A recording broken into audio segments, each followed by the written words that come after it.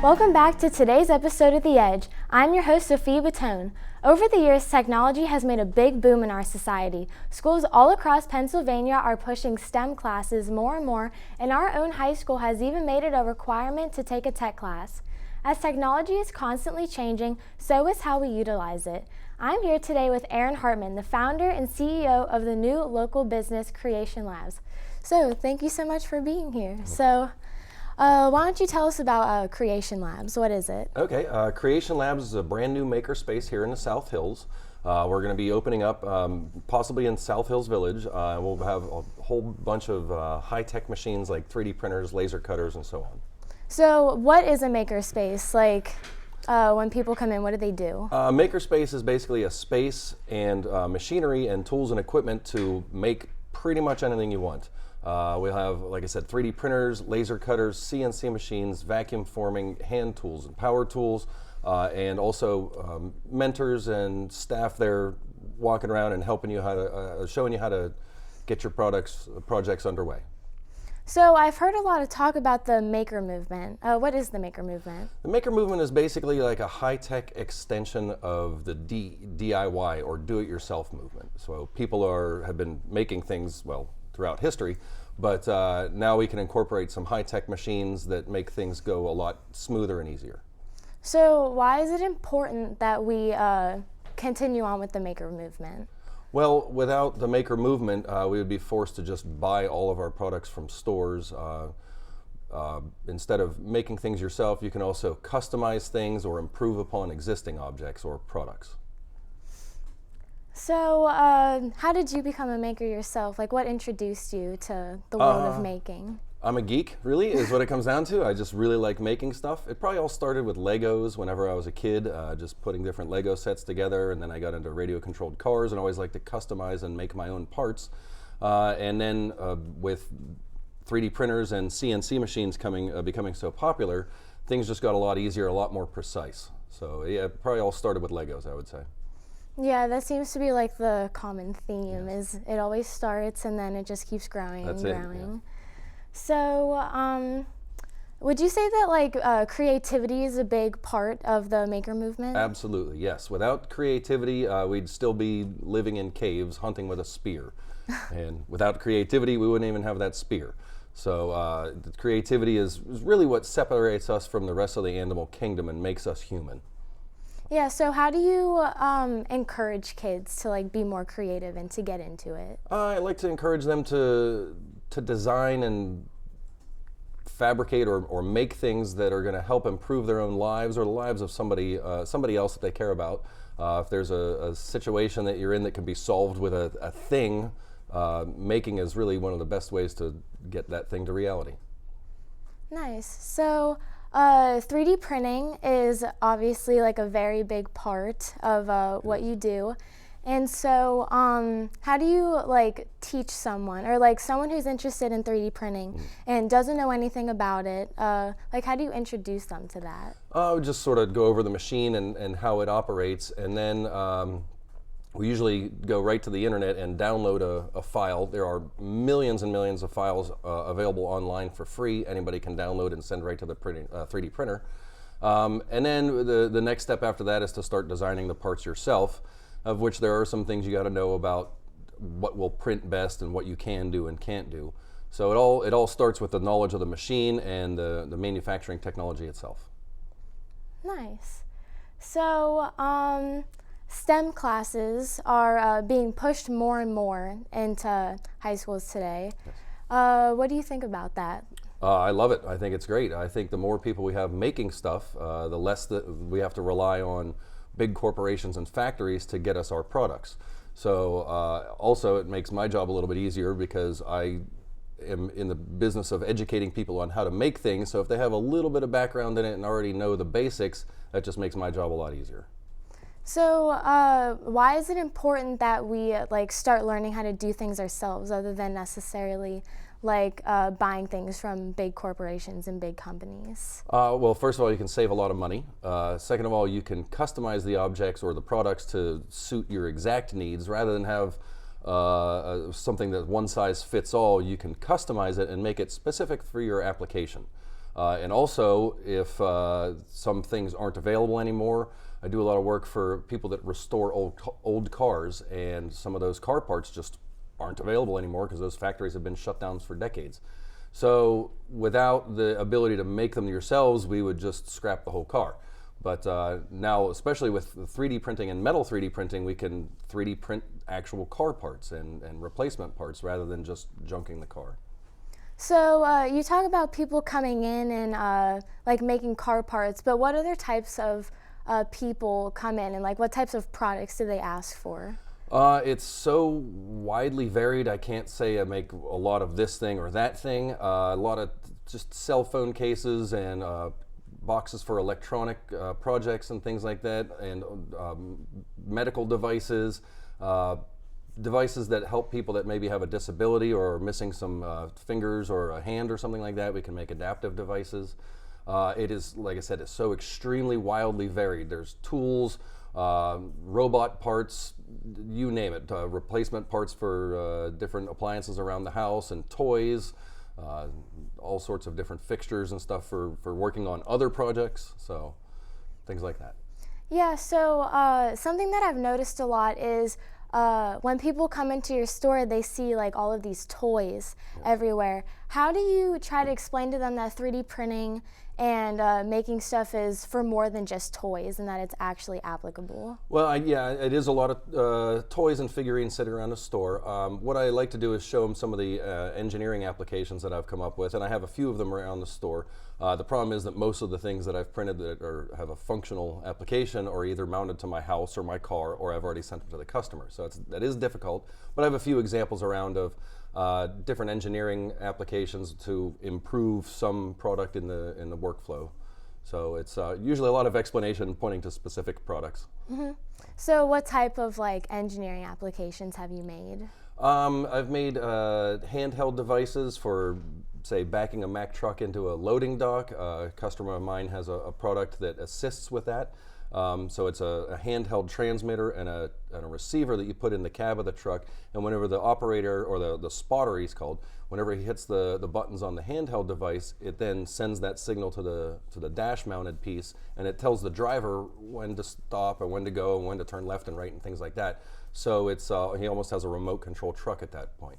There's been other applications in engineering where engineers, whenever they're designing products for their specific application, they will sometimes have to have things made that can't be machined out of metal or plastic, and instead of going through the extremely long and expensive process of injection molding, 3D printing is there, and I can print out a part in usually a couple hours for a couple tens of dollars instead of with injection molding it could take a couple weeks to get their very first part back. So how has 3D printing evolved throughout the years? Well, it started, the first patent was filed for in 1986, and things have vastly improved since then. What the main improvements are speed and part quality. So the parts are going to be stronger and have a smoother surface finish, and also the speed has been improving, and we've just had a lot of improvements in material science, and we've had different types of plastics for my type of 3D printers, and there are metal 3D printers and glass and ceramics and food, chocolate, concrete. I mean, the list goes on and on. I heard a story, I think Disney is trying to 3D print with bath soap and erasers, so they can make customized soap figurines for whenever you go to one of their resorts and you take a bath, you can have a little goofy or something. That's crazy. Yeah. It's pretty wild. Wait, so you said that the first patent was from 1986? That's correct. What? It's over 30 years old. I didn't even know that they existed back then, Yeah, honestly. and a lot of people didn't. Was it still printing like the same type of like plastic, or? Yes, and it was very rudimentary back then. The patent from 1986 was for an SLA printer, which is basically a vat of liquid resin, and a laser shines up through the bottom and hardens that material in certain areas. So that was the very first technology, and then FDM came out a few years later. FDM is fused deposition modeling, and that's what people refer to as a regular 3D printer, if there is such a thing, which there really isn't. But so yeah, it's been around for a while. What really happened was a patent expired a a few years ago, and after that patent expired, the market just exploded with competitors. So just like any other technology, the quality goes up, the price goes down, we're happy in the middle. Nice. So you are starting up Creation Labs. What types of struggles have you encountered? The biggest struggle is letting people know that they can make the things that they want rather than just buy them from the store. So people are so very used to just going out to the store and buying the things that they need, and we've just as Americans have gotten away from making those things ourselves. So that's the biggest challenge, is letting people know that they can actually make things with their own hands or on a computer with software and a machine just as good, and customize it to suit their needs rather than, like I said, going out and just buying it off the shelf. So that's probably the biggest challenge. Right. So your goal is to like encourage people to do it themselves, but I feel like laziness nowadays in the 21st century is just like a big part, and people don't necessarily want to like do things themselves. So how do you encourage them to actually want to do it themselves? Well, it's fun. That's the real fundamental part, and that's really why I got into it. I just really enjoy making things, and I've been making things my entire life.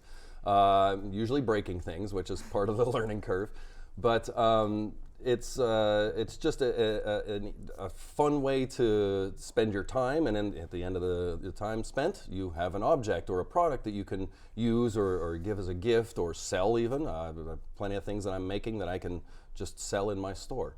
So I think it's fun, and I like to encourage other people to see that it's fun, and you can get in there and get your hands dirty and make something that either didn't exist before at all, or it's an improvement upon something that already does exist. Nice, that's awesome. So we're going to take a quick commercial break, but whenever we get back, we're going to touch more into the competitors of the field and how you can get involved yourself.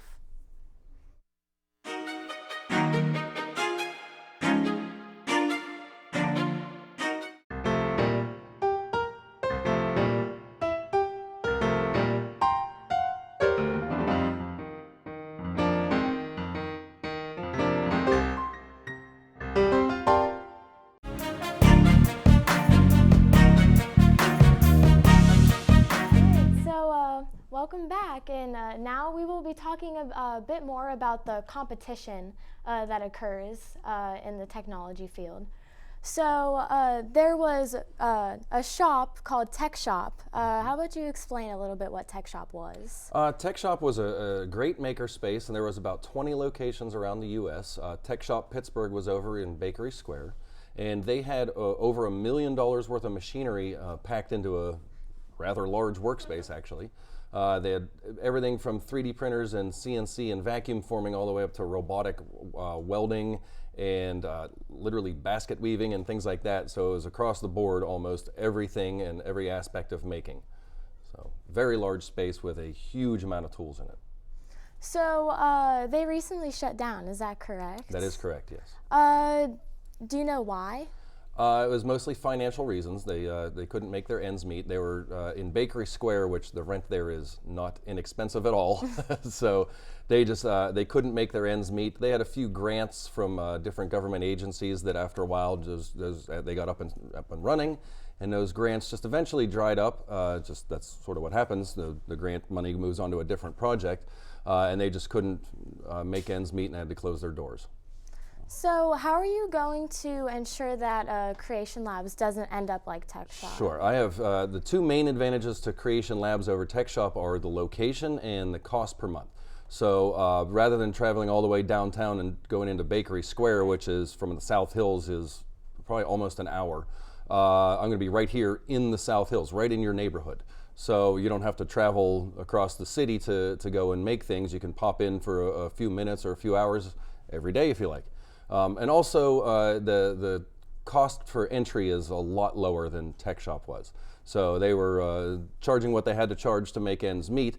In the end, it didn't end up actually working, but so the cost and the location are the two biggest advantages that I have with Creation Labs. So you said the Tech Shop had about like 20 different locations, so That's right. Was it a chain? It was, yes. It started, I believe, in Portland, Oregon, or maybe I'm not exactly sure about that. But so yeah, they started over on the West Coast, and they have the West Coast has a lot more maker spaces and more of a larger maker movement over there. And then after they got those first initial locations up and running, they tried to branch it out across the country. And it seemed to be working rather well for a while, but like I said, things they weren't just weren't able to make ends meet because they didn't have enough new members coming in and making things. So would you be interested in like having Creation Labs turn into a chain, or do you want to keep it more local? No, I'm definitely trying to turn it into a chain. I'm starting here in the South Hills because I live in Peters Township, but eventually I'll be taking my brand to north, south, east, to west of Pittsburgh. So once we have that up and running, and I have management and staff in place, I'd like to start copying that to other maker cities across the U.S., of which there are about 20. So my goal overall is to have 80 stores in 10 years. All right, that's awesome. So we're going to take a slight shift, and we're going to talk about the classes that Creation Labs has to offer. So what type of people do you usually have coming in that want to take classes? It's a wide variety of people. Usually teens and up are the most interested. We have a lot of just people that like to build things and make things, people that are modifying or extending their train sets, people that have a product in mind that they want to come and fabricate the different parts to it and get their product out to market. So once again, just sort of like the question about what are people making, the types of people that are making these things are so wildly varied. It's not this type of person or that type of person. It's everybody. Making is for everybody. So you said that it's mostly teens and up, but do you ever have any younger kids that are interested? Oh, absolutely. Yeah, we have one membership level. It's for 8 to 11, and now they have to be accompanied with an adult so that they basically don't hurt themselves or the machines or somebody else. But yeah, there's so the youth is 8 to 11, then the student is 12 to 17, and an adult is everybody else. So with the young kids, you were talking about the machines and if they get hurt or if they break anything. How are you ensuring safety? So we're really going to be pushing hard on safety, and before you use any piece of machinery, you have to pass what's called an SBU, or a Safety and Basics Unit, and that's basically just a 1-hour class so you don't hurt the machine or yourself or somebody else. We'll also have some mentors and staff walking around and helping you out and showing you what to do, what not to do, best practices, things like that. There will be markings on the floor. We'll have lots of labels and things, so if you don't understand or know what some specific piece of equipment or tool is for, there will be signs there, there will be staff there to help you out and show you what to do or what not to do. That's awesome. So,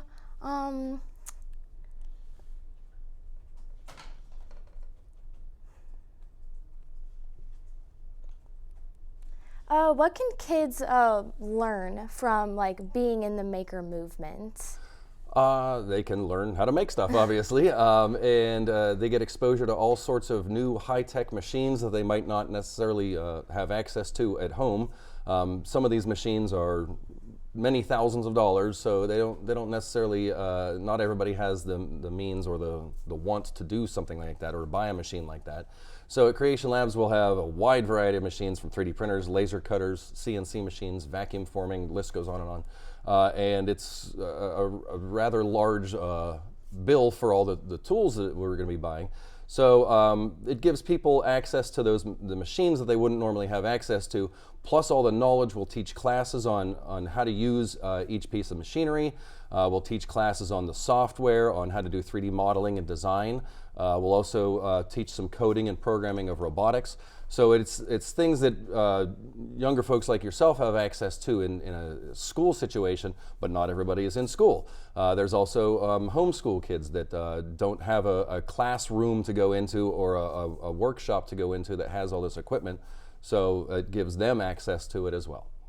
Yeah, so you mentioned 3D modeling and stuff like that. What kind of software will you be teaching? We're going to be teaching a program called Fusion 360. It's an Autodesk product. I've been using Autodesk Inventor for about 20 years now, and that's their flagship, best of the best engineering software. Fusion 360 is sort of like its little brother. It's very, very capable, and it's the perfect software for a makerspace because it's cloud-based, so you can work on your projects at home and save it to the cloud and then come into the shop and continue working on it. And it has pretty much everything you need to send these files to the 3D printers or the laser cutter or CNC machines. It has a CAM package built in. So Fusion 360 is the main software we'll be teaching for 3D modeling. But there's a whole slew of other software that it's beneficial to understand to get the computer to talk to the machine correctly. Different softwares that, for 3D printing, a thing called a slicer takes a solid object and it cuts it into layers so that the 3D printer knows what to do with that information. So it's, like I said, Fusion 360 is the main software, but we're going to be using all sorts of other pieces of software to help accent that. Yeah, I know that I just took Intro to STEM for the first time. I learned a lot. It was pretty cool. Good. And we used Inventor. Yes. And we made a phone case. It was pretty hard, but yeah, it was once fun. you get used to it, Yeah. it goes a lot easier, just like any other software. Mm-hmm. Yeah. So if someone were interested, how would they sign up? You can stop by my store at South Hills Village or on my website. I'm on creationlabs.us and click on the membership tab. I stop into the store or check out the website. There's a whole explanation of what the space is going to be, all the different machines we're going to have, the monthly costs associated with all them, and what materials we're going to have, and list goes on and on. So why should parents want their kids to get involved with stuff like this? Well, it gives them something to do that's productive rather than just playing on a video game. Granted, it does all start on the computer, so it's almost like a video game, but at the end of the day, you get to make something that you can take home or give as a gift or something like that. So it's beneficial in that people can, or anybody, not just kids, but people in general, can make their own objects or customize existing objects and things like that. So with a membership, are there any type of benefits that you can gain? Well, you get access to the space and all the machinery, and obviously the staff is there to help you out. You also get some discounts on retail if you were purchasing, not necessarily the equipment, but some of the supplies for 3D printers and things like that. You also get a discount on classes, so you get a 50% discount on the classes. So you can just walk in off the street without a membership and take a class, but if you have a membership, you get that class for half price. And there's a few other little benefits. You get a collaborative environment where there's other students, peers of yours that are there trying to do the same thing, and you can work collaboratively on a project rather than doing it by yourself. Chances are there's somebody there that's either learned about that or done it already. So with their help or help of others, you can really accelerate your project. That's great. Well, thank you so much for coming in today. Sure thing. Thank you for watching this week's episode of The Edge. Creativity is a way for people to express themselves, and nowadays it is easier than ever with the help of the maker movement and the new local makerspace, Creation Labs. Creation Labs is a great environment for kids to learn and for adults to push themselves and their creativity beyond the limits. Stay classy and a little sassy, PT.